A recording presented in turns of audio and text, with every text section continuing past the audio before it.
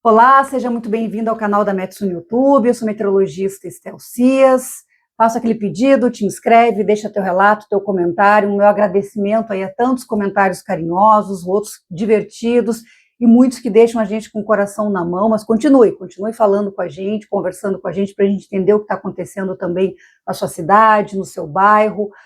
Nosso papel aqui é informar, é trazer o conteúdo que muitas vezes a gente sabe que traz medo, as pessoas já passaram por muito desastre, por muitas tragédias nesse ano de 2023, e eu fui, em algumas áreas afetadas pela enchente, então sei que foi muito doloroso, mas infelizmente a gente ainda tem um cenário para acompanhar ainda nesses próximos meses, em razão do El Niño. Estaremos aqui de prontidão, alertas, atentos a tudo que vai acontecer. E também eu faço aquele convite, porque muitas vezes aqui no vídeo eu não consigo detalhar tanto, até já expliquei para vocês, porque para não se prolongar muito, olha, já estão 57 segundos aí, depois as pessoas até reclamam da abertura mais longa, mas para explicar que em metsu.com tem texto bem escrito, tem vídeo, tem imagem, tem gráfico, que você pode entender melhor, com calma, ler, fazer sua leitura aqui do que vai acontecer, dos nossos alertas. Tem a previsão para a sua cidade, muita gente pergunta às vezes aqui nos comentários quanto que vai chover, como é que vai ser a temperatura. Então tem aqui, claro, a geração automática de modelo, é preciso ressaltar isso,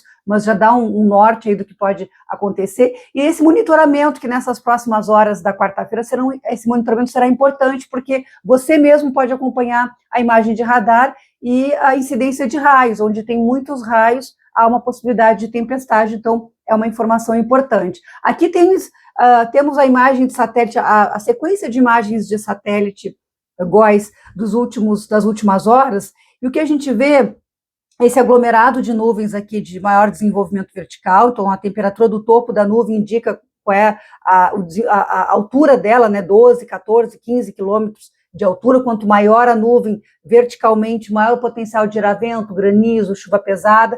E nós tínhamos nuvens muito carregadas aqui na madrugada na Argentina, passando por alguns departamentos do Uruguai na faixa mais norte e pegando o Rio Grande do Sul. Na terça-feira ontem, por volta das 11 horas da noite, teve um vendaval em Santana do Livramento, com mais de 100 km por hora no Parque Eólico, até com destruição em algumas partes ali na região do Parque Eólico. Então essa instabilidade está fazendo esse movimento, ela está avançando, já começou a surgir nuvens carregadas também aqui na região do Planalto, na região de Passo Fundo em direção à Serra, mas isso aqui é o que a gente chama de pré-frontal, é instabilidade que vem antes da frente fria. A frente fria organizada, ela ainda está avançando, já tivemos volumes aí significativos de precipitação em áreas mais ao sul, 30, 50 milímetros na campanha, no oeste, e essa instabilidade agora ela faz esse movimento, ela começa a subir em direção às áreas mais afetadas pelas cheias. É preciso ressaltar, eu já falei no último vídeo, a perspectiva de chuva de maiores volumes continua sendo para essa região, justamente onde eu mostrei a imagem de satélite, acumulados que podem subir um pouco mais ainda nas próximas horas. Na faixa mais da metade norte, a chuva fica bem irregular, até que mesmo para a Grande Porto Alegre, o modelo ICON, ele indica volumes na casa de 10 a 15 milímetros. Pontualmente, em áreas isoladas, até pode chover mais, porque não se descarta temporal, está muito abafado, esse ar quente interagindo com a instabilidade pode trazer temporais isolados. E essa faixa aqui do Vale do Taquari, região da Bacia do Jacuí, Rio Uruguai, a gente vê nesses tons de amarelo entre 50 e 70 milímetros de precipitação. Há uma grande preocupação, é claro, a gente tem aí as áreas serranas, com solo saturado, e algumas áreas não houve recuperação total ainda, mesmo com o sol aparecendo nos últimos dias, então isso pode trazer um risco maior de queda de barreiras, de deslizamentos de terra, mas com esse volume de chuva, a gente não acredita que haverá, em razão da chuva, um repique de cheia. Então é para tranquilizar. Vale Taquari, Caí, Sinos, claro, os rios vão seguir muito altos ainda, não dá para voltar para casa, isso não quer dizer que a situação vai mudar radicalmente, ainda não, isso é um processo, vai demorar, mas essa chuva não deve fazer tanta diferença em nível de rio. O que preocupa é o vento sul, que vem logo atrás dessa frente fria. Esse vento sul, em princípio, não será forte como foi lá em setembro, quando a gente teve uma subida rápida do Guaíba, por exemplo. Poderemos ter aí uma dificuldade no escoamento, então sustentando o nível nessa faixa de 3,30, 3,40. Claro, não dá para estimar, estou falando assim um exemplo.